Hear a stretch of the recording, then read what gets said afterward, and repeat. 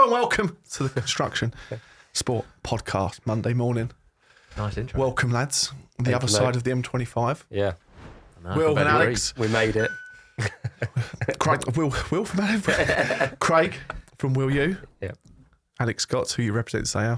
Sigmacore. Ryder Cup. not with his goal. No, not with my golf at the minute. And Sigmacore. All going good? Yes, mate. Very good. You look nervous. You've gone really nervous straight away. Yeah, I know. I've just completely bottled serious. it. Very serious, mate.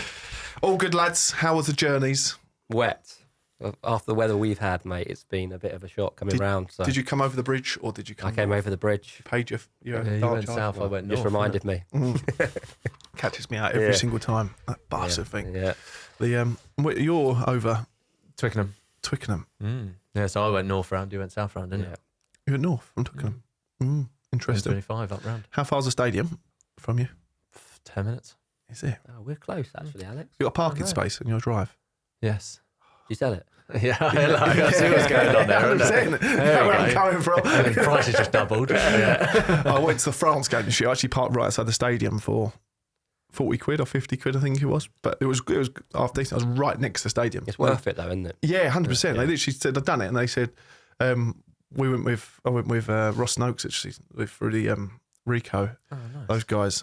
And we got there early for a lunch. And they turned around and said, yeah, you can park here, but you can't drive out till 8 o'clock at night.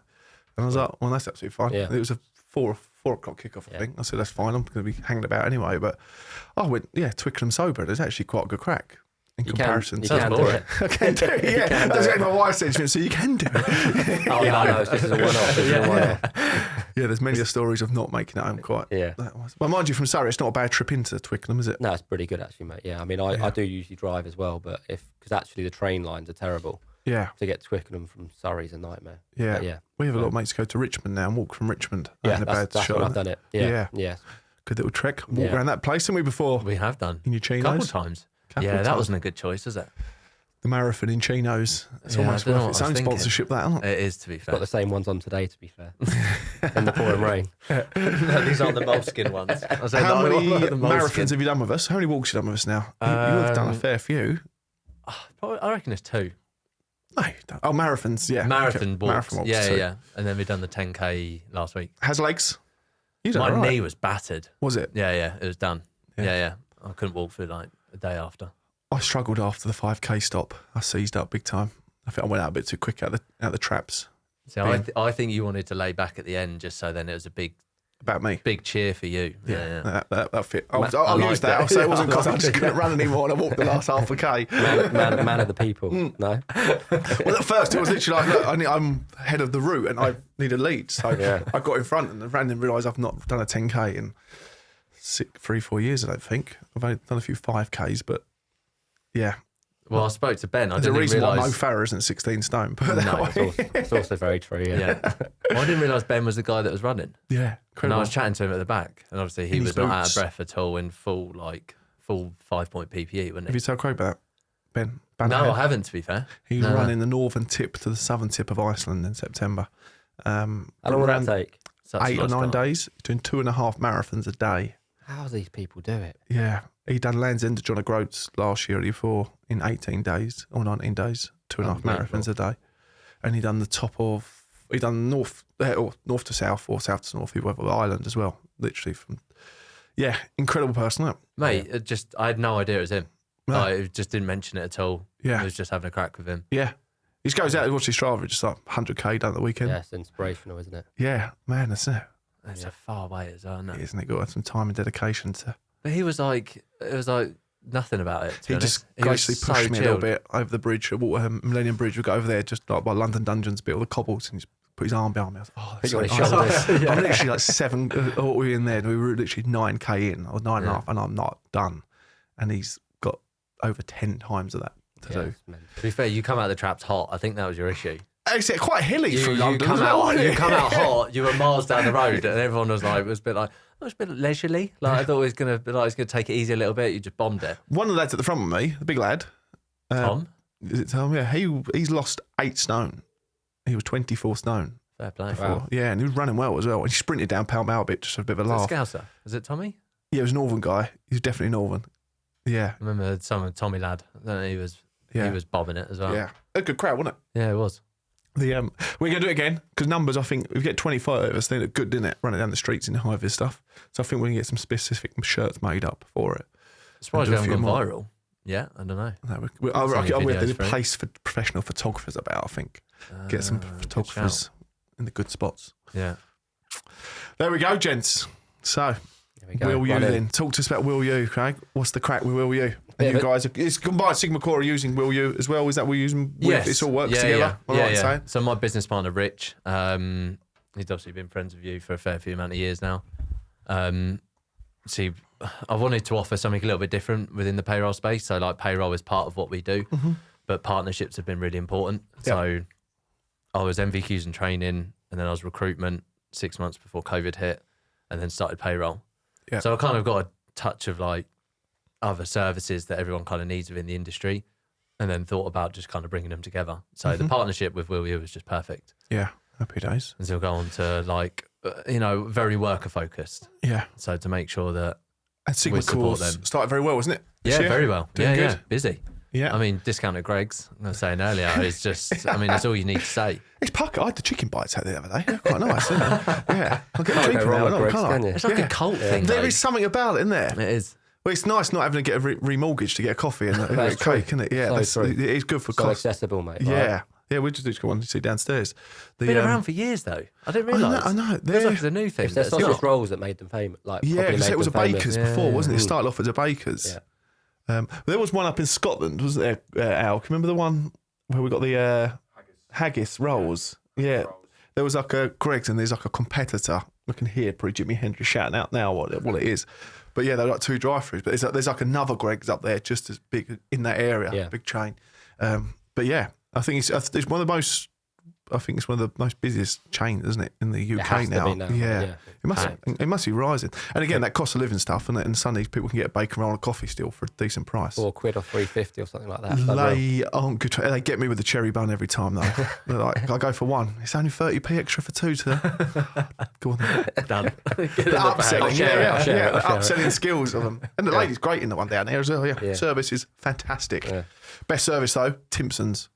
So that we spoke about this before. Do you know how they run as well? Isn't it like franchised? No, it is franchised. Yeah, how's it run then? What's the correct? So something about service. Is it like I listened to the podcast of James Timpson, I think it is. Oh, is it? He runs it now. But yeah, so his setup was that he wanted everyone to own their own shop almost. So you can give away free stuff, you can do deals, you can do whatever you want basically. So you're just free reign to run the shop. So it's really all about like, I don't know, accountability and to feel like it's your own, to feel like you're part of the family. So that's how they run it. So you can go in there and say like, can you do me a deal on these keys? And they, if they're like business savvy, and then they'll do it themselves. So they're not governed by like they have to do certain things. They are free reign to run the shop. They're all decent people, aren't they? You can see quite a lot of it. We've got one again downstairs here, and then there's one at the Morrison's around the corner. So listen to his podcast. It's very good. Is it? Yeah. Yeah. Happy days. Smart businessman. Yeah, obviously not as good as this one. Not as good, yes. Pretty much. Just a couple down the charts. Mind you, we were in the top 100, weren't we, the other week? Of construction-based mental health charity podcasts. There's only 6 of them. We're 91st. There's something like that. We're climbing them. Joe Rogan's in our grasp. There's not enough though, is there really? Podcasts. Well, no, construction proper ones. Yeah. No, there's not, because there's a few of the trades ones. So there's a few tradesmen's ones. I was about to plug another one then, but I probably won't. They're gone. I don't mind it. Kieran Yates, friend of mine. Can't remember what the podcast is called though, but he's got quite a decent one. Is it? Yeah. I took that one. Yeah, there is very much like, I think the QSs will have one, won't they? And then different specific. I was going to say boring then. Yeah. Sort of maths and stuff. Yeah. Different places for one, but an all-round one. There's not much in the infrastructure world. Stuart Wallace has just started one actually. He's one of the head site managers for Mace. Spoke to him the other day. I'm going to be having a chat with him. For me personally, is finding like UK business ones. Yeah, all of them are American. Yeah, hardly any of them like European or UK. Yeah, really to try and find like a decent business podcast. I think I've got. Sorry, I was going to say I think as we were talking just before, but like. People want to buy people, right? And people don't see that side of people or hear their story. Yeah. So actually, the best part about podcasts is really about people coming on and telling the real story. And actually, over an hour, you really get to understand somebody really, really well.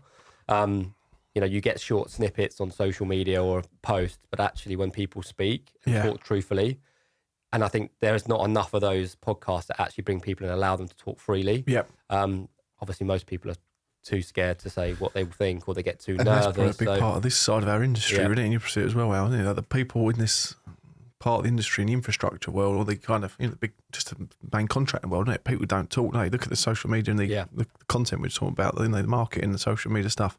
No one wants to shut. Yeah, it's how much goes on, and people haven't got websites. It's just kind of that. Well, all you see is what contract they've won. Yeah. It's just about what the new contract. BAM wins 100 million here, or this wins 100 million there. It's like all you see. It's one contract and fraud. Yeah. And even that's all hush hush. Maybe one here and there about like a HSE investigation. Yeah, that's it. Yeah, it's like right at the bottom. It's all quite generic stuff. Yeah. And then they wonder why the industry's so negative in itself, and it's like with all the media we're putting out, just negative. And people say to us, like, do we get a lot of stick and a lot of flack for how we've spoken? So me, and then, and all that. And I'm like, I've had one person before say, can we have a meeting with regards to something you said? And I went and spoke to him, and it opened the doors for us massively. And it was like that minor negative become very positive in the end. But everyone else is just like, it's the truth. Yeah. So, TikTok went really well on that one, and we're bringing that back once I'm back from holiday. And that was us talking openly and honestly. But we were just reporting on the main news, what was in online already. And we had 99.9% of people really kind of got behind it, was like pushed it. And we went from 0 to 12,500 followers on TikTok in 6 months. Wow. It went bonkers. And it was by two things. One was talking about the CSCS card, that helped the algorithms. Yeah. And then the other one was BAM, a hospital in BAM, what was it, the National Children's Hospital of Ireland. And BAM quoted, I can't remember what the numbers were now, 100 million to build this facility, and went back to government a few months after and was like, we need more. And they went to 180 million. I might be completely wrong. I don't think it's too dissimilar. And then they've gone back the third time, they're like 240 million. And like the Irish public are like, you're ripping the arse out of this hospital and the money, what should be going towards these kids. Yeah. Don't know who's wrong, but I just mentioned it, literally just was like, on this BAM hospital, what's on the article, it doesn't seem to be going anywhere at the moment, and they need more money. And then that was literally what I said, and we all woke up the following morning and was like, what the hell has happened on TikTok? And it was just, it just flown. Yeah. And it was ding, ding, ding, ding, one after the other. So, yeah, you can see there was so many people, not suppressed it, but people can't talk publicly about this stuff. And then as soon as they go, right, someone has spoke about it now, right, now we can talk. I think that's sort of like cancel culture is like really dangerous. Because you can't really get cancelled, to be honest. I don't think to a certain extent. I think Rich Trace talks about it, but it's like, why are we now so scared to just talk about things? Yeah. Like in case of one person gets offended by something. You could go to a concert with your HR manager. It's so good. Oh man, that's everywhere, isn't it? Yeah, you see all the like the basketball and all that copying it this week. Everyone's giving it a go. Unreal. Yeah, we have to do one. Yeah, my missus thinks it's all staged and all that. I was like, no, he generally has left his job though. Like, it doesn't look good, does it? And there's pictures with kids involved and stuff. So it's like, the cost of it. No, I know. It has to be a Coldplay one as well, didn't it? With a concert that could be more divided if you tried. Or even the races one. But we saying that, well, I was going to say on the front of talking about it, I posted the weekend and it's had more traction than the original post of it. But there was one about Balfour Beatties and HS2. The scam was going on over the fraud that's come out with regards to Danny Sullivan's one on there. And I know Danny, I used to work from 12 years ago. But I just put on there, I said, just playing devil's advocate. What if it's actually the main contractor here using them as a scapegoat? I saw that. Yeah. And there's been quite an interesting response to that and a couple of messages on the inbox. And it's like, I think everyone's thinking it because there's people are supporting that comment who are also labourers, not labourers, agencies and that kind of stuff. So I'm like, a lot of people are thinking it, but no one said it yet. I honestly think, and I've worked main contractors, I work for all of them pretty much. It's not just them. No, and everybody knows that. No. But he'll put that on this now in the clip and get me hung. Let's do the job. It's just light in the right place. Yeah.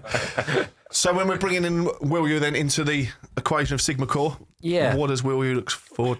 Or what does it look for? What does it look like? Yeah, so I mean, obviously we've been working with Sigmacore for probably 6 months, probably since inception. The key core value of WillU is obviously aligning with companies that we feel that we are associated with in the most best effective way. Yep. And you know, I've founded a few companies over the past 8 years, and just take construction aside for a minute. It's what's really not accessible for SMEs, for small businesses, and particularly construction businesses. We really end up aligning with them because for several reasons, which I'll go on to mention in a minute. But we spoke about it before we started, and everyone starts these businesses, and they're grafters. They're people that just do, might be one-man bands. They just start these businesses and become really successful. And before you know it, you've got 30, 50, 100 members of staff, and you've got a big dynamic of a company that, is moving in,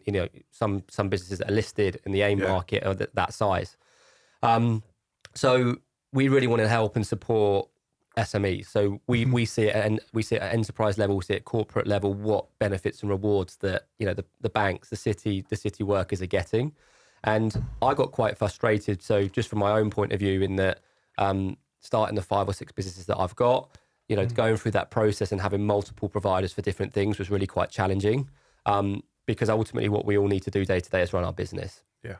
And what really changed our business was about 3 years in. And again, just before outside of construction was that for us, it was really important is that giving back to the workforce, running a small business from a cost perspective in all aspects is really, really tough. But being able to make sure we're rewarding staff is really, really important. So about 4 years into the journey of WillU, we launched something called WillU World, which is an employee benefits platform that if a business uses us for one service, we give WillU World for free to every single employee. Basically what it is 250 high street brands. We've mentioned them already. But things like Greg's, Costa Coffee, things that the average construction worker will go and get every single day. Screwfix, or whoever, there's multiple brands on there, but right the way down to, Sainsbury's or H&M, whatever you're doing for your children, after work, pre-work, or spending money, we wanted to be able to give a discount. So if you were to pay this in a business, in a corporate role, it would cost you between £5 and £12 per person. You add that up over 100 construction workers, before you know it, you're up to £500, £1,200 a month, where there isn't surplus cash in most businesses to be able to offer that. So for us, our role is to make sure that we're rewarding every single, in the construction space in particular. We ended up working in this area a lot, not by just by chance really, more than anything, because I think the proposition becomes really, really beneficial, because again, what people earn and any saving at the moment, and with NI going up and everything, it's really, really, really tough. So we wanted to be able to give back. So being able to centralize that into an app and be able to give benefits to all construction workers has just been a massive, massive help. But the way in which we try to caveat that is by the saving on the businesses that we're working with money across various different disciplines, whether that's workplace pension, their business insurance, because again, so many businesses we work with, been with the same insurer for 10 years. They stay with them because they that's all they know. They haven't really researched, they haven't checked it, and we've had it in cases on businesses that are turning over £5, maybe £6 million. We've gone on to save £70,000, £80,000 a year in annual premium. That's not by putting them with terrible insurers, but just understanding the business, making sure they're covered correctly. Because generally most people are out running their business day to day. They're not really focused on, as long as they're insured. Especially construction work as well, isn't it? They don't realise. Eve Lemix and those guys, tender trainers, they're really good. They say that. They get people up into the tender process because people aren't trained to be doing the tender process. And why would they be, mate, right? Their job is to go on to go into a tender process and make sure that they're giving the best result and solution at the best cost. So our job is to do exactly the same thing, but just make sure. But our focus is really on, what insurance is one thing. We offer multiple other things, including employee benefits and everything else that goes alongside it. I mean, one of the big things Alan and I talk about with Rich a lot is obviously the general self-employed worker. They don't have any life cover. They don't have any serious illness cover. They don't have any income protection. And ultimately their family is completely exposed to the work that they can do. And I was obviously listening to a podcast that you did on the way here. I think it was Paul Rossi. Paul Rossi, Paul Rossi, And there was periods of time when I heard that he was off, and luckily the company that he was, went through an agency for, still paid him.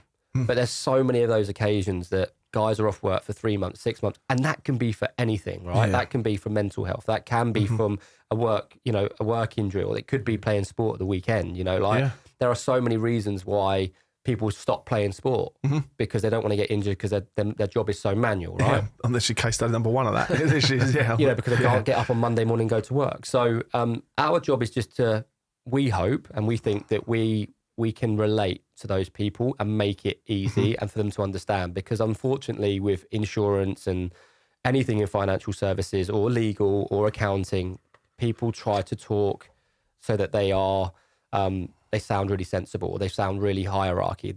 That's not what business owners, grafters need to hear. They want it broken down into real simple terms. Yeah. How can I pay especially construction workers? Yeah, but I think, you know what, how can most I pay? people, keep it though, simple, to be fair. stupid. Yeah. You know, amount of work we win on by just saying like, this is how you can do it, and this is the reasons why you can do it, and in your scenario why you should do it like this. People just don't relate it back.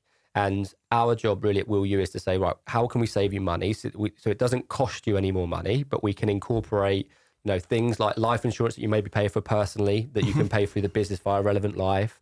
You know, how is there a couple of you that have got shareholder protection? Because we're seeing it. You know, we spoke about it downstairs over a coffee. You know, like there are, you know, things being put onto packages of just crisps, you know, because of what's being put in them. Like people, you know, I don't know if it's because it's more accessible via social media now, but people are dying younger, or they're getting serious illnesses earlier. And, you know, these people invest their time and love into their business to grow, and they're sacrificing in the short term. They end up building a business maybe worth 5, 10, 20 million pounds.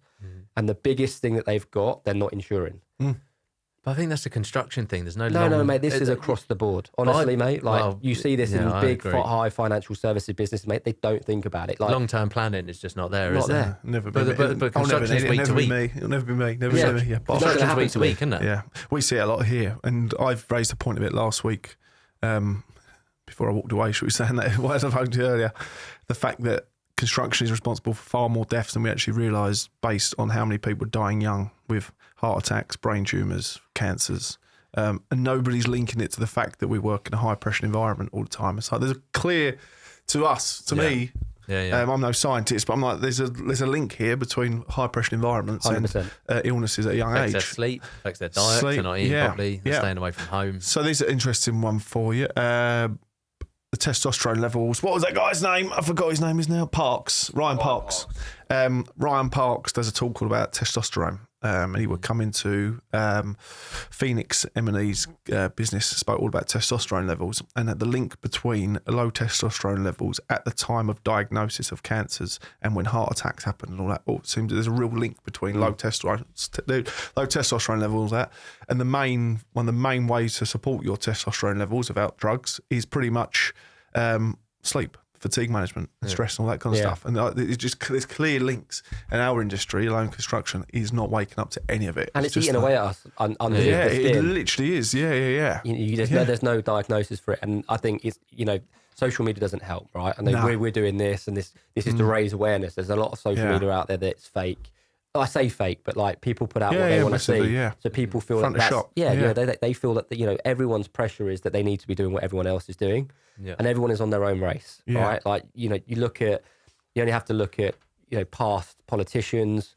I mean, that's a conversation its own right, but you know, you only have to look at podcast. Yeah, exactly. But you know, people on the journey when they become prime minister, you know, at different ages, like people are in their own race, and people forget that. And you know, I do think a lot of suicide comes down to that pressure, anxiety from life. Like life is just is a pressure in its own right, you know. And we're all trying to do the best we can, and you know, there's the pressure of everything else that goes with it. For sure. And that pressure. I know I dealt with it. I was saying with stomach operations over the years and stuff, and that was just persistent lifestyle and fucking push. Yeah, just push, and yes, working around the clock and then not sleeping properly. No. Ultimately, the number one was was sleep deprivation. That was small bits of education, though, isn't it? Yeah, this is the main thing. So when I get exactly the education piece on it, was like, okay, so I just found out that I got diagnosed with PTSD in 2009, and then I had major stomach operation 3 years later. And then 2016-ish, I started getting into the podcast world and listening to just loads of stuff. And that can be a dark pathway, different ones. Yeah. You hear a name of someone, you follow their podcast, and you hear a guest and go on their one. And I got this, I was like, hang on a sec, so there's clear links between the brain and offsetting stress to your stomach. I was like, well, I had a PTSD, then stomach. I was like, all these things started add up to me. I was like, I could never say that was the one, but I was like, all the self-diagnosis, I was like, all the science is pointing towards the fact that your stomach and anxiety problems and butterflies in your stomach and all this going when you're nervous, all points towards stress and fatigue management and sleep deprivation. And it just kind of, and bad diet, okay, that's a big part of it. And probably been 2021 and binging quite a lot on food and booze, should we say. But yeah, all this factors of societal life, really, isn't it? But it's just self-education on it. I have a bit of hope for the younger generations, hopefully, coming through. The woke clock. With the if we can get them into construction. These ones here. Yeah, these guys. If we can get them into construction, I think I read earlier that it was something like they are more financially savvy and aware. Yeah, definitely. Like, it's not like we're giving up on the older generation, but they're a lot harder to teach the longer in the tooth. And they're like, I don't care what you say. You know, it's hard, but sort of with the stories of your friends of like, they all got cancer and stuff like that, and now they don't have the insurances. So it's hard. It's like a perfect case study to say, like, right, look, this can happen to anyone. Yeah. You have to, we're trying to educate from when we sign people up to the payroll is that, you know, you get access to WillU and you can make a difference to you and your family's life. It's like that small bit of education, just say, look, it's available for you. Yep. And it's right here. Well, the thing with it as well, what Andrew Curtin's picked up on quite a lot, I spoke to him when I first spoke to him quite a bit, Construction Wave, was the fact that he said, in construction is to wake up and realise you're competing with Google and Apple and all this. And I was like, well, what do you mean we're competing with them? He's like, well, they're taking all your graduates. Everyone comes out of school in any way. Everyone wants to go and work with them because they've made it look cool online and they know they're going to get all these benefits packages with it and they'll be supported by them. So construction is to wake up and realise if we aren't benefiting all the staff that are working for us, we're not going to lose them. Well, we're not going to gain them, sorry. And that's exactly what we see now. Like, what do you get? Especially in the self-employed side of it as well, is you don't get much. But we are seeing more, and I've noticed it with our own workers on the ground. People are well aware of exactly how much the train ticket to work is and how much lunch is. And more so than when I was on the ground full time, which was a bit stupid, just going, just get a fry up every day, don't worry, just pay for it in any way. But nowadays, everyone is literally like, it's $12.75 for a train here today, it's fucking fortunes. Like everyone's to the penny more. I've noticed it now. And that's even grown up lads as well, because a few lads are in their 40s and 50s. They are on it now with how much each little thing costs. And I think that's definitely a change. It's just generally the pressure though, mate. I think that is the general consensus, mate. It's like everyone is under it. Yeah. Like everything has gone up. Just like weekly shop and stuff, and water bills and...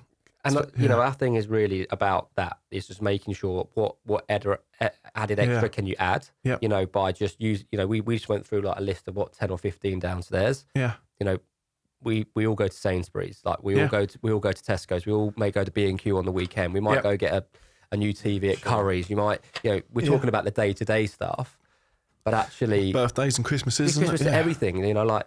One of the ones on there we use a lot. Because we host we start doing a monthly paddle event and bringing people together. Yes, I'm interested in this. Get on the scene.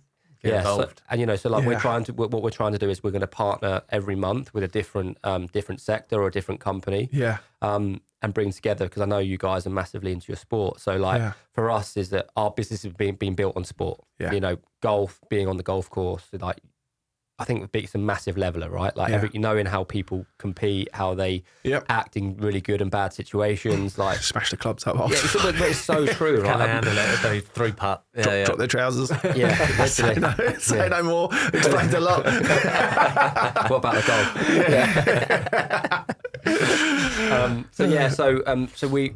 Ours is like that's really our ethos, is like really working with like-minded people, like and doing things differently. And we said here like. It starts from the top, though, mate. Like we say, we're losing people to Google, and your challenger banks, Revolut. Those Wises of the world, like they're classed as fintech companies. It's actually really easy to just replicate on a much smaller scale, because we think that that's what everybody wants, but actually, everyone was like one before, like be an accountant, or go into law, but like actually there's so much more about it. We look at it because I take the piss out of lads all the time as usual, but the genuine, how much use we actually get out of just having a dartboard in the office, isn't it? It's almost, I need to put it as part of employee benefit in the package, isn't it? I mean, we play dart, but we get a lot of use out of the dartboard. But you boys will know, but like you might have been in the office, but we play spoof for coffee. Yeah, okay, like the old-fashioned spoof. So like, and now the team's like 30 people. So you lose a round of spoof now. You're making coffee for 30 people. Never played spoof. If you're not, you have to come up. But but again, it's just bringing it into the day-to-day work and just making sure that everyone's aligned. And it's like it takes 15, 20 minutes of the day, but it's fun. It brings everyone back together. Yep. And I think ultimately that's.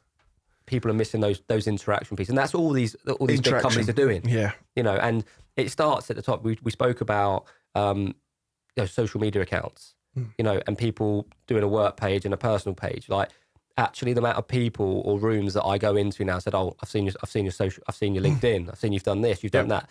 I don't know those people, but ultimately, we end up those guys, those people say, "Oh, my kid's looking for a job, and I've seen what you guys do around at WillU for work." Like that's the biggest advocate you can ever have and that's all they're good at. Yeah. Is putting out really good stuff that's related, not just to the company, but the individuals that run those businesses. Yeah. Because I think that's who people are buying. They're buying the brand when they come in. Yeah. But ultimately, who are they working for every single day?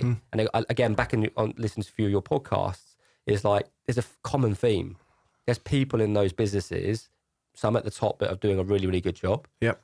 That doesn't filter down. No. And then that makes that really, really bad. I mean, you were talking about a site this week, taking people off because you don't believe in how the site was being operated, right? But that's what a real leader does. That's what a proper person does, is backs the people on the ground that are doing the work for them. Yeah. But there's so many things that need to start at the top of that, and that is supporting, if they can afford it, private healthcare. So if they are off work, you get them back to work really quickly. If something was to happen to them, like something that's really, really cheap, it's like death in service. Like if one of the guys that works for you passes away, knowing that the family's covered at 4 or 5 times salary, like it's such a cheap solution. But again, a lot of the time guys don't know about it. Yeah, they don't know that actually the cost could be, £4 or £5 a month per employee. Yeah, but they don't know. No, and that's what we're trying to think like of ways.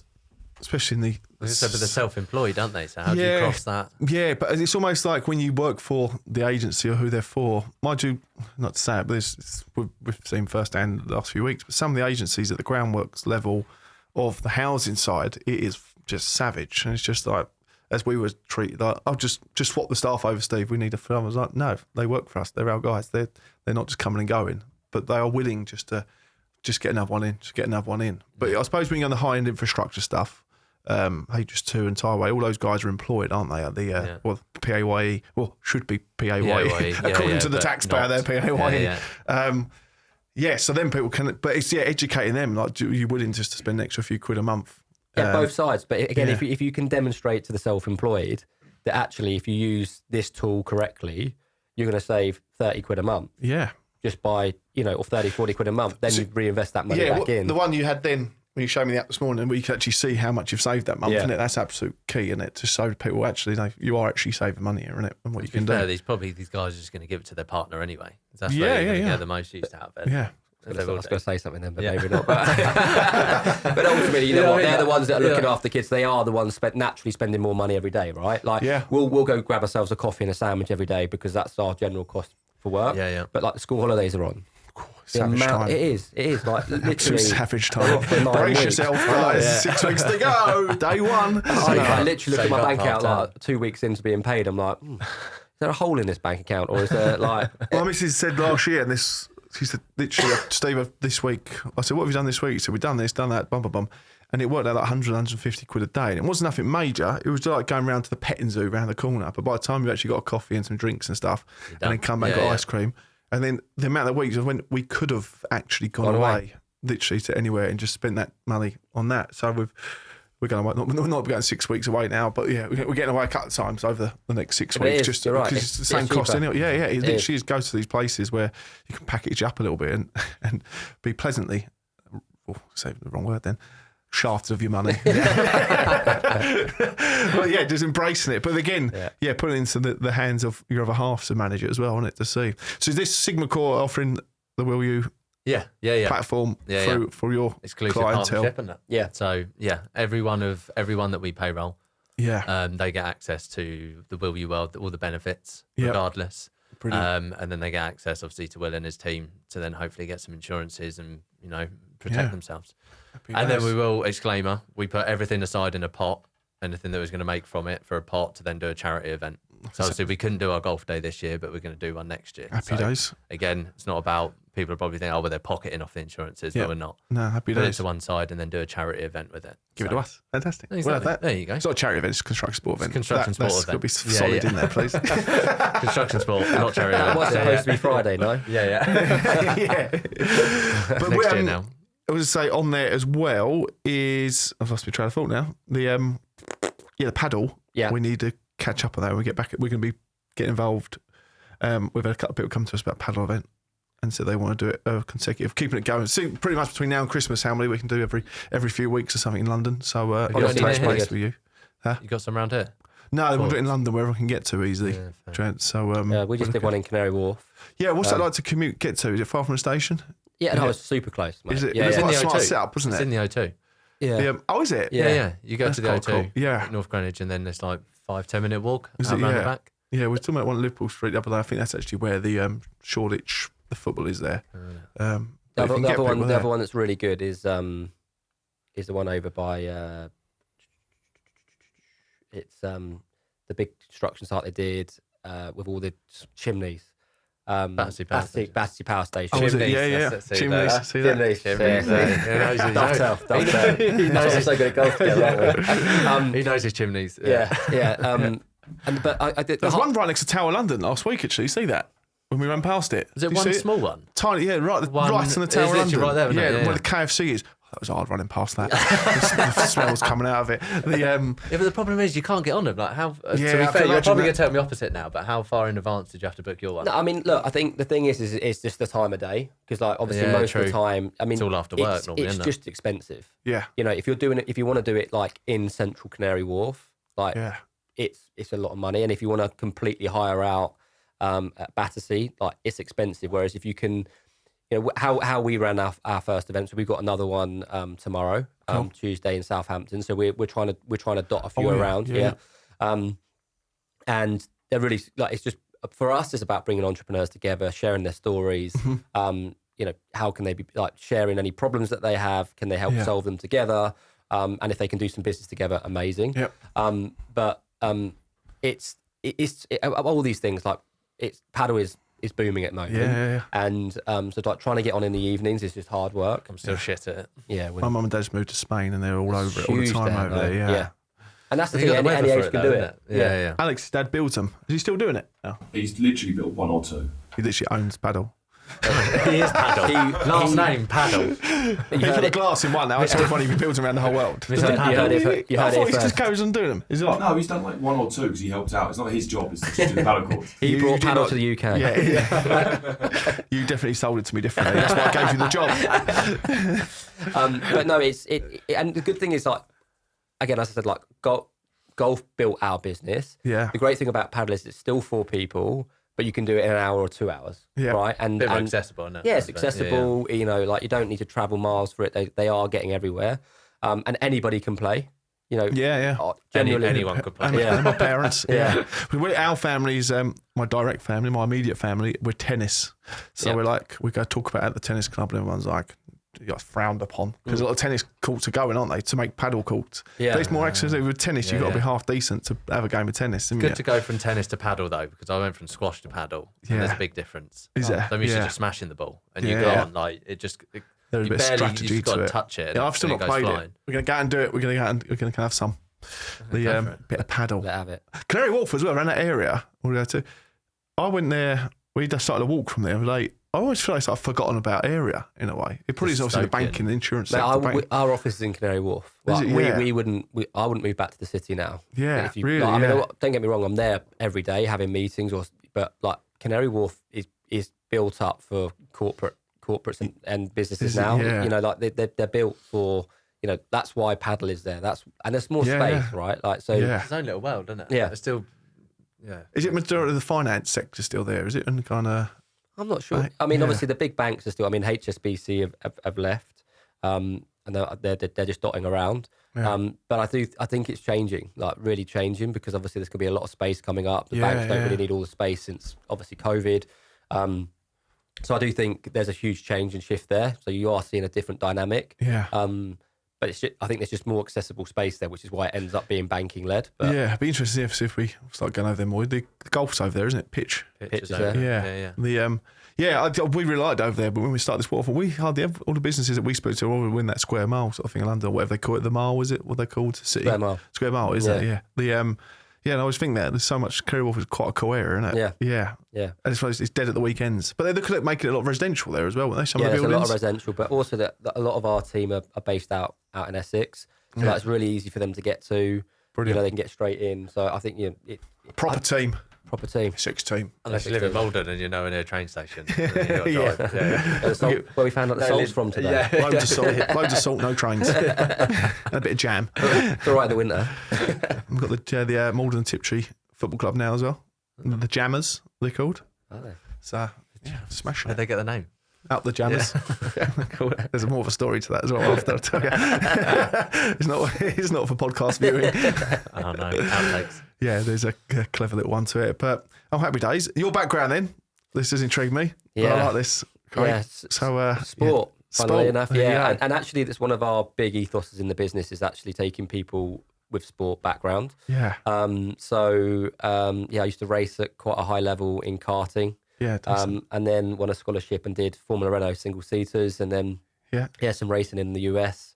And then I did a bit of coaching, and so I don't know if you guys have ever been up there to Palmer Sport in Milton Keynes, but so I did some instructing.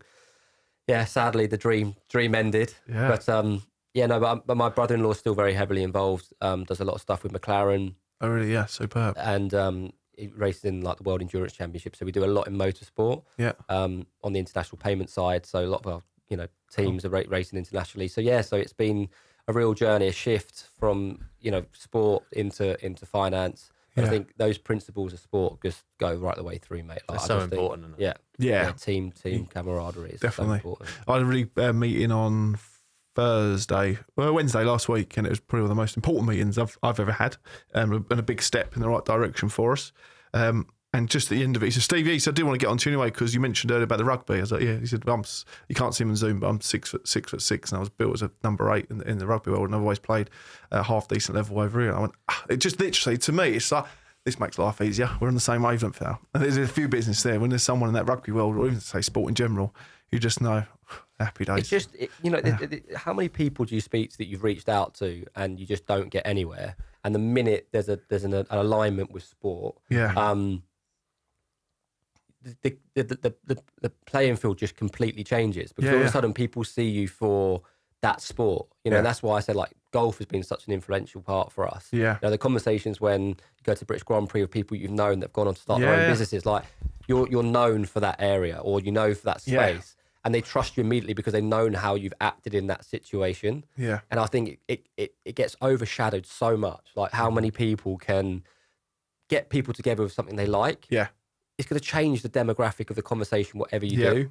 And I think, you go and do the walks and the runs, getting people talking, like we had a running club, like getting people running and talking together, like people tell you things differently or explain things differently, exactly that. And not in an environment going sitting in a boardroom or come see us here. Like I do as much of most of our meetings outside doing something like that, because I think people feel so much more open around talking to you.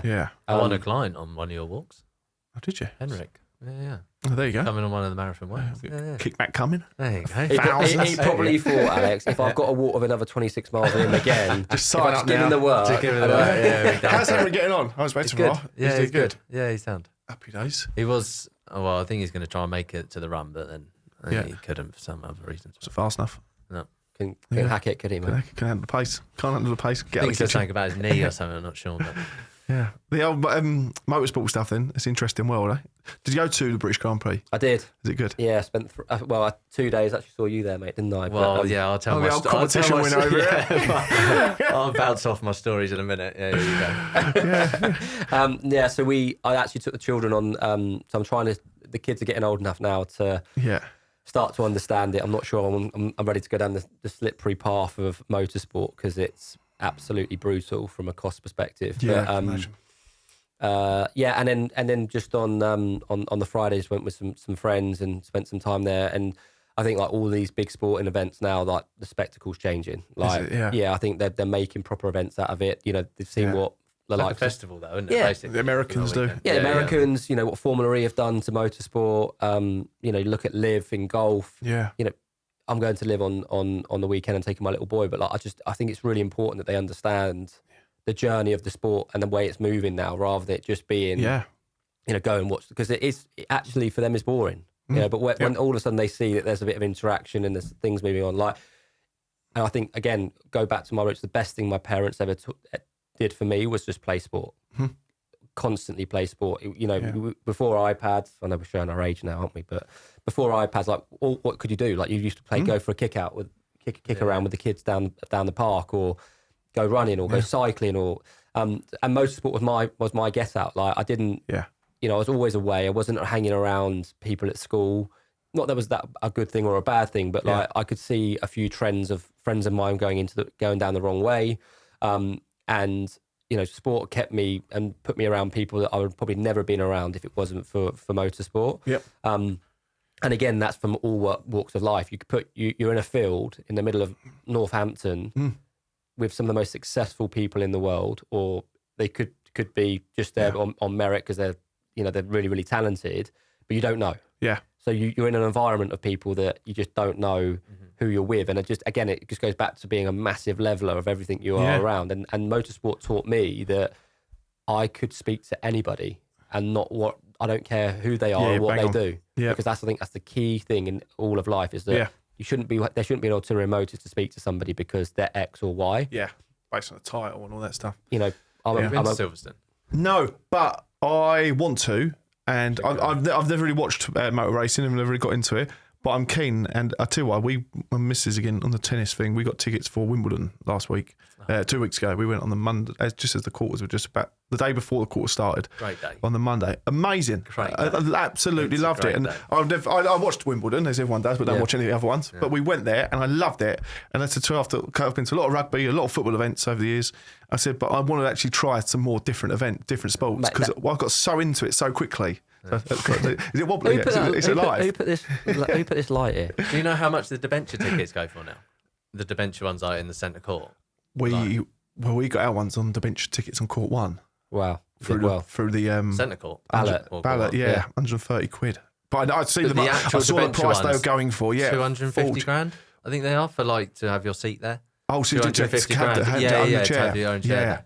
They say it's a status thing, though, isn't it? Because celebrities go and everything like that. Yeah. Next year, Rodney. I think the thing is, back to what you said, is that that's exactly why I want to start taking them. So like my little boy to the MotoGP this year as well. Like all those events, it's like you may not be interested in the sport, but the love or the feel you get from, like, I remember that I like tennis, but I wouldn't say I was a massive fan. But the minute I walked into Wimbledon, the feel of that place is just unbelievable. You don't appreciate the sport until you watch it live. Yeah, especially when you get on the court. We were at court 1 and I watched Belinda Babbage, her name was, and Ben Shelton, an American guy as well. Obviously different matches. They weren't boy gets girl. I'm not there yet. But you go into that court and we had a pack snuck in some ready salted crisps in the bags, so I paid 30 quid for a bag, and then. I went to put my hand in the bag and I couldn't because it'd be too noisy. It's that compact. And I was like, shit. I can't really put my hands in there. I've been waiting for him to serve before I put it out and eat it. Quick go.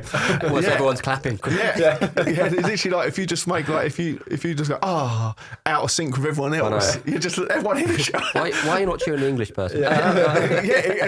But because of that, the feeling of being there, I absolutely loved it. Like I said, we watched there was 3 matches on. We actually missed the third one because we went and got a couple of drinks and come back to watch it, and it was over in 2 sets, so it was just done. It was a quick one, but we watched the first 2 we watched were brilliant. But it was just, we were there, we got in there. So it was 130 quid for the tickets we paid. Before everyone goes, he's got some hospitality tickets through some dodgy construction companies. It definitely wasn't. It was through the Lawn Tennis Association. We swapped it. The Lawn Tennis Association's ballot, Danbury Tennis Club. But we 130 quid ticket, and we were there. We got in there at midday at 12, and we left at 9 o'clock. Yeah, you can stay there all day, can't you? And it's such a good crowd. Yeah, and we just walk around, people watching or seeing it amongst it, and different calibre of people in their drunken states to twickle them. I can probably people are a little more respectable. But again, you see it live though, didn't you? And then you appreciate the sport, 100%. how they're hitting the ball. And but on that, because my missus got him again. She won in the ballot twice in the last 2 years, and last year she actually took my boy, and he's 7, but he was 5 last year when he went to. He would have been 6 at the time. He just turned 6. Yeah, when he went last year. And she took him, and he absolutely loved it. And he plays tennis every week now, still loving it. Nice. And then, because of that, we've become, when Wimbledon's on, we put on the TV and leave it on all summer. Or for the 3 or 4 weeks it's on. And then we played cricket in the garden this week, a rounders in the garden. And my little girl who's 4 literally was like, I'll be fielder. And then she's gone down and got on her knee and put a hand on her arm, like she's one of the ball girls. Amazing. And I was like, Trix, where have you got? I said, can do it again. She sat there like, waiting for the ball to run and get it, but she's doing exactly the same pose. I was like, and I said, you're doing what they do at tennis. She said, yeah, I'll be a ball girl. And I never even realised she was paying attention to it, but she's obviously been looking in some way. Isn't it? They're cracking the technique. For that as well, didn't they? There's we speak about it because it's over 100 years old or something. This course they do, so you can. I think it's something like college work. Is it college? It's like the kids or something. They apply for it and they go on a course. And there's only X amount of them get through it, don't they, to do it? Yeah, but then there's also, then if they don't do that, they can work on the grounds for the week. So Yes, I've met them, when we first started going, so you can have. So you can still work on and they have incredible times to get given all the uniform. Like it's an incredible thing to do. Yeah. I think all these things, like you talk about, going and working in the public space, like whether you're just doing that or like that is that discipline, isn't it? Like I think all it comes down to is that discipline and structure, turning up at the right time, putting your uniform on, like as like your first job or doing that for the first time. It's so powerful. Like the skills, like working at Wimbledon for 2 weeks. Yeah, you can imagine what that teaches you, and I think that just goes right the way through to. And again, the volunteer roles as well. Wasn't it? Like people going to do the Rugby World Cup. I mean, I nearly done it. I signed up for it, but I just started with Costain at times. But I was going to be a volunteer at Rugby World Cup, and I missed out in the end. But just seeing that in people's CVs, isn't it? If someone comes in here and they go CV, I'm like, I want to talk to them. Straight away, isn't it? So a winner. But that is quality. So off the back of Wimbledon, I do want to look at the motorsport world. To Silverstone. Sure. Carl Edwards goes quite a bit, doesn't he? He loves it. Absolutely loves it. He does. Alex did say he will take you next year because you put him on the podcast. Just in exchange. Happy days. Well, you have to win it, Mr. Competition I'm probably winner. win it in a raffle sometime. What was it? How did you win the local radio station? My first raffle that I won, one of 2. I entered it, I don't know, raffle online or something like that, but it was for Barclay Red. So it's the one that Carl goes on. Yeah.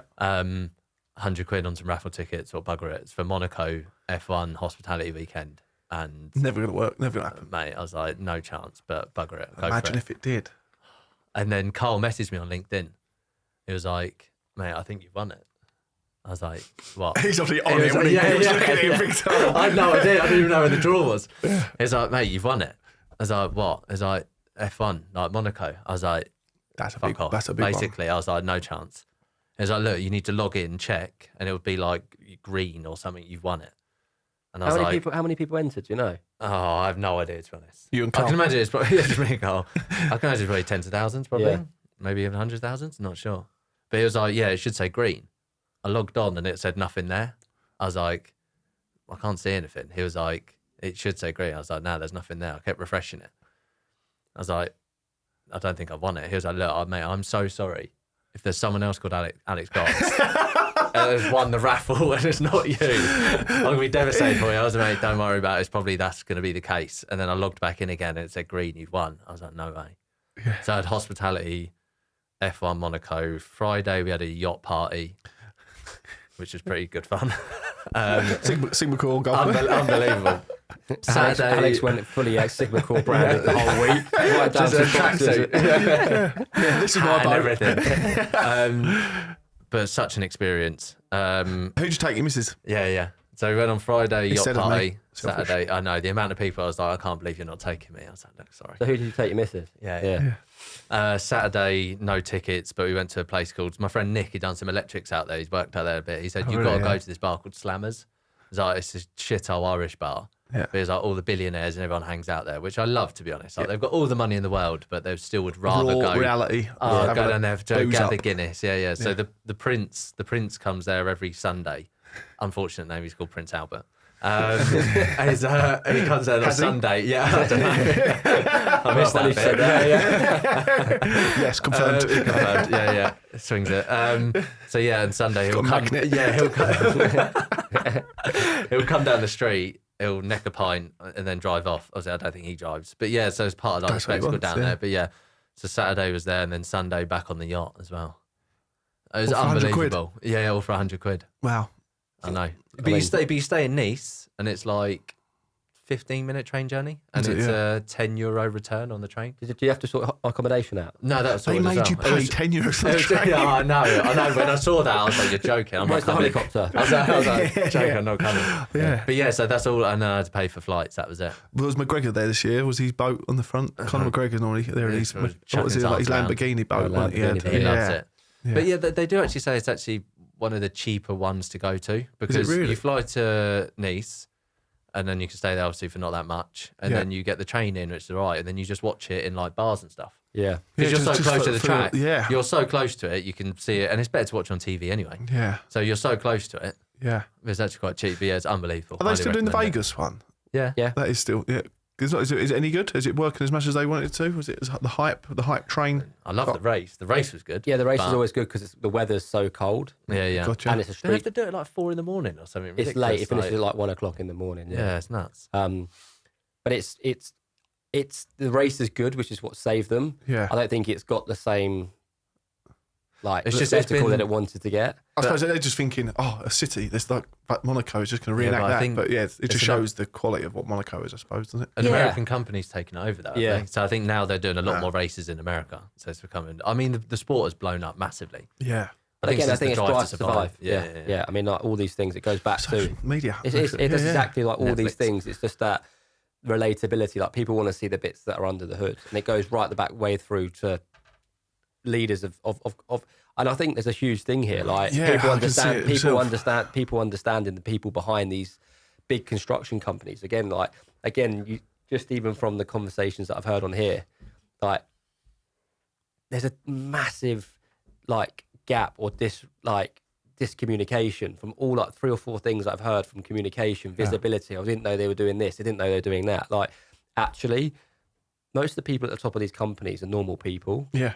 but they just don't get seen. And actually, a lot of the time, they do really want to know like that the workforce are okay, despite people thinking they don't. Yeah. I actually think they do. And like if they started being more vocal, being more visible, more, talking a bit more around what's going on inside the company, but in a normal situation, not in a suit and a tie, and actually were speaking like they're the same as those boys. Like the minute they walk out of those offices, and there's a big thing here on one of the podcasts I also listened to that talks about your teachers. Your teachers see you, you see your teachers and you see them out of work. Like we're all doing the same thing. Yeah. Whether you're a business owner or a labourer on a site, or you clean the toilets, or you're at Tesco's, or you're working on a boat in Monaco. Like, we all do the same things. We all like the same stuff to a certain degree, and they are normal people. But I think that where people lose like a little bit of trust is like clarity and not seeing what people are saying. Whereas if they could see that person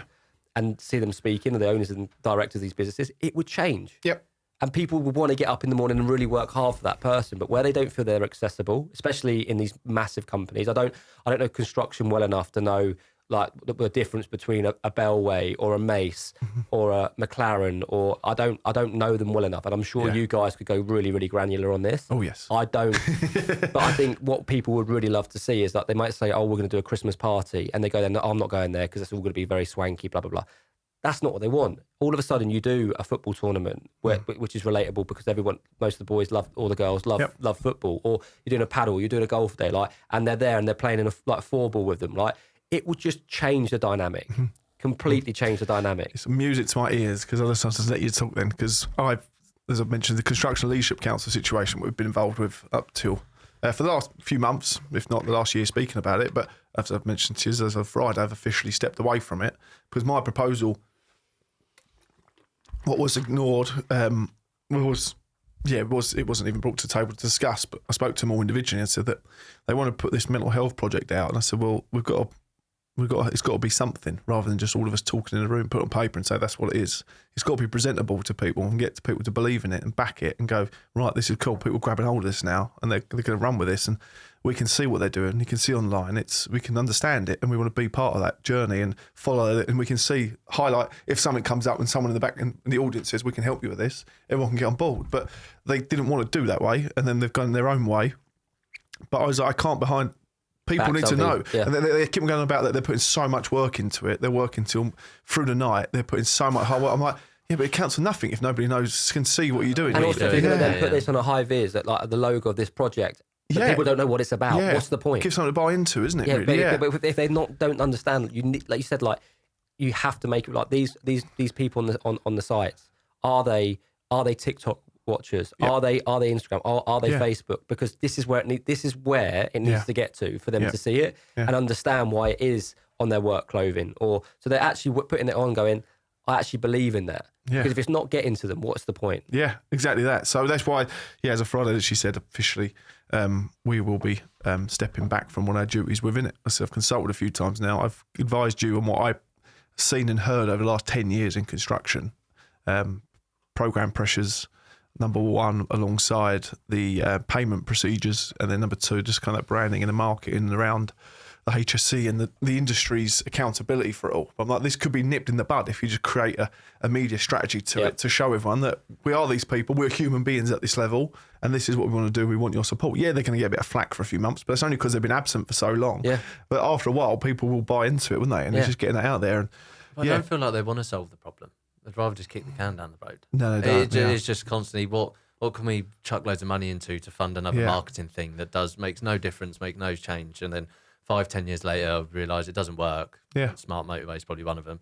And then then we go back to the drawing board. And then it's like, well, no, the answer's here. You've got to start doing this. And they go, oh, no, we'll do something else. It's like a money pit almost. Yeah, and I feel like we see it. So they do as much as they can to look like they're doing something what doesn't affect these shareholders' the bottom line. Yeah, but I do think, I also do think it's like there's been a massive shift, and if you look at the people that are running these projects, they need, and I mean this, they need younger demographic in there that understand what's going on. Like they're even bringing us in, and we're past it really. You know, like we're giving ideas at 35, 36 that actually you need 25, 26-year-olds. Actually, they're the people on the ground. Yeah.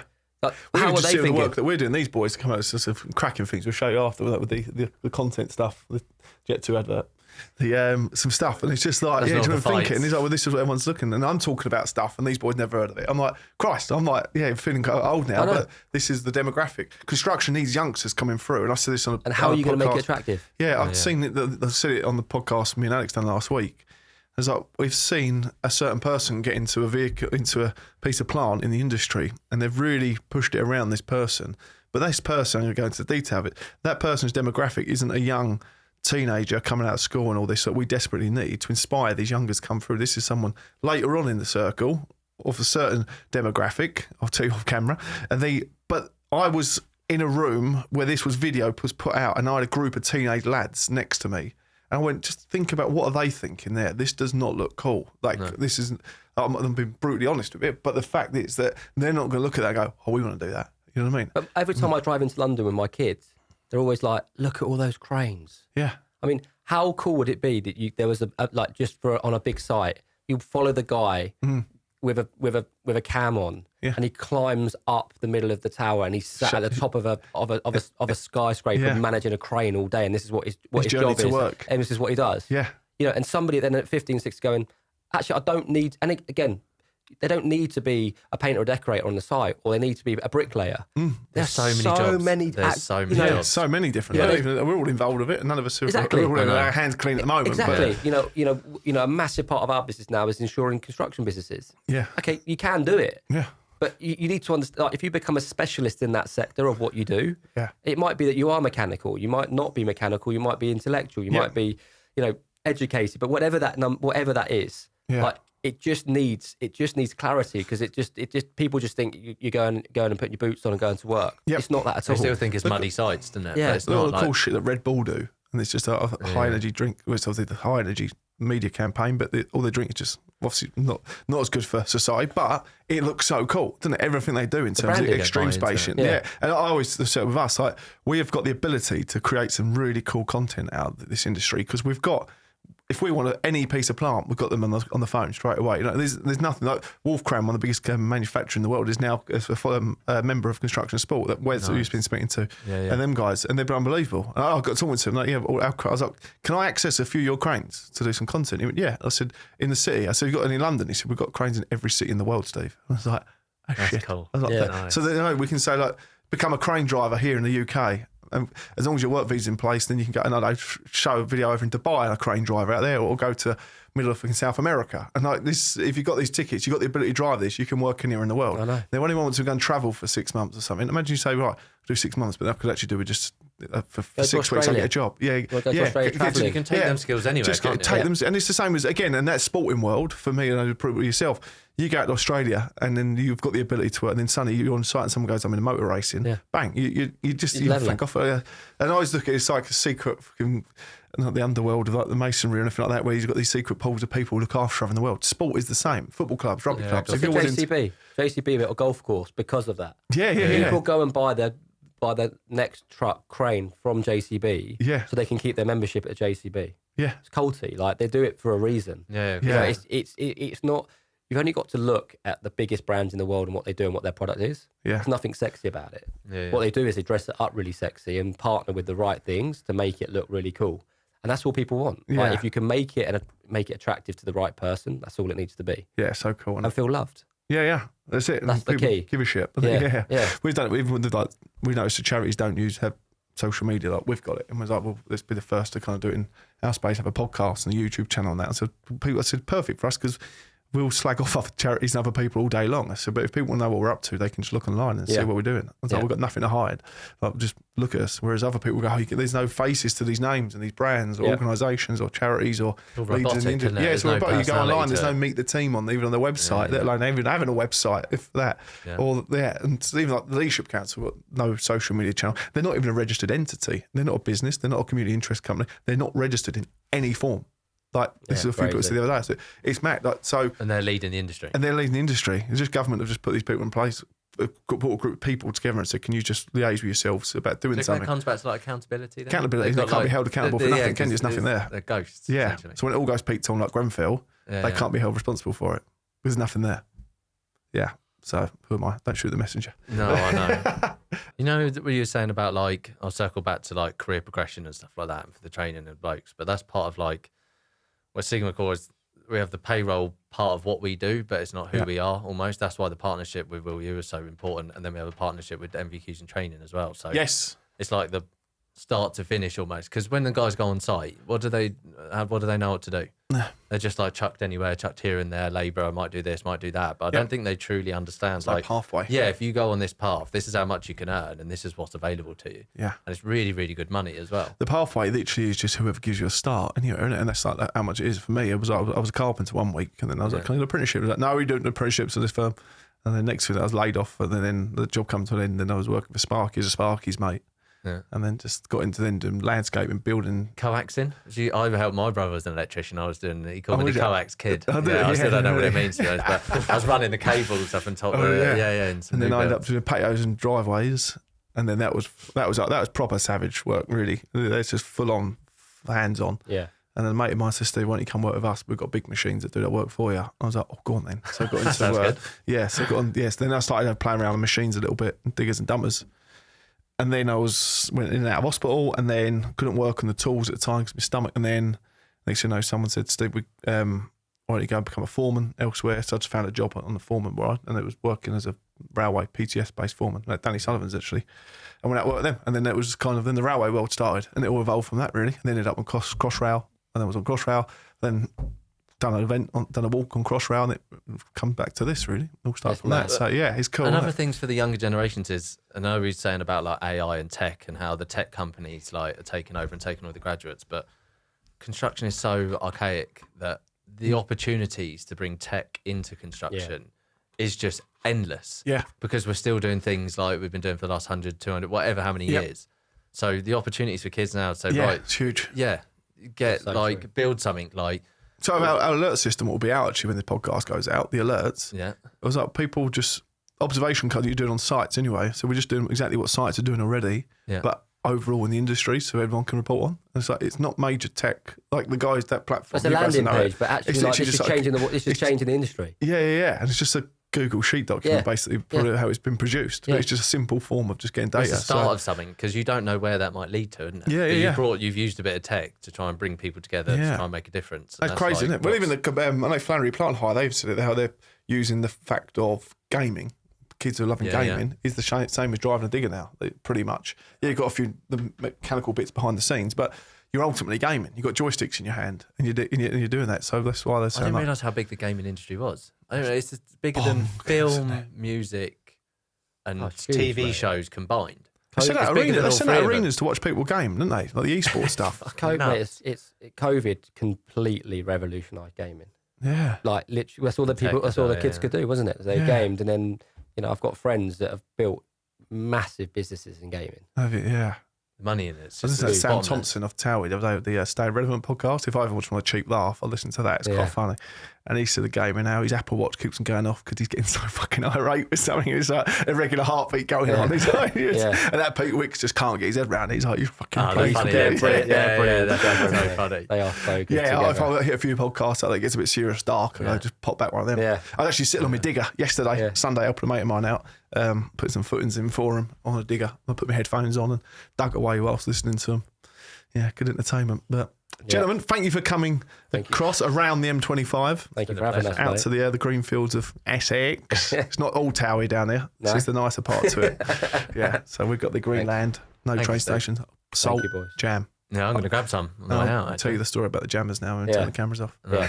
Cheers, you, mate. gents. boys. Thank you, It's mate. been emotional. Pleasure.